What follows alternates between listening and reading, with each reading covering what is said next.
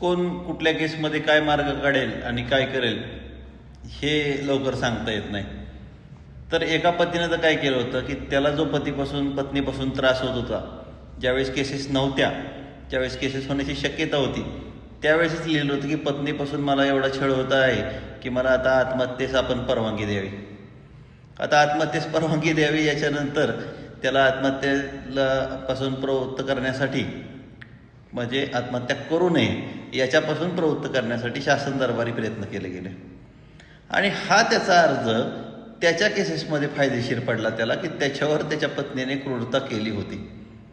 आता कुणाला कशामधून काय फायदा पडेल, त्यामुळे प्रत्येक केसमध्ये हाच फायदा होईल असं नाही, परंतु असे अनेक अर्ज ज्यावेळेस पत्नी आपल्यावर केस करणार आहे त्यावेळेस आपण असे तिच्या विरुद्धचे, तुमच्या विरुद्ध झालेल्या छळाबद्दल दाद मागणं अत्यंत आवश्यक आहे.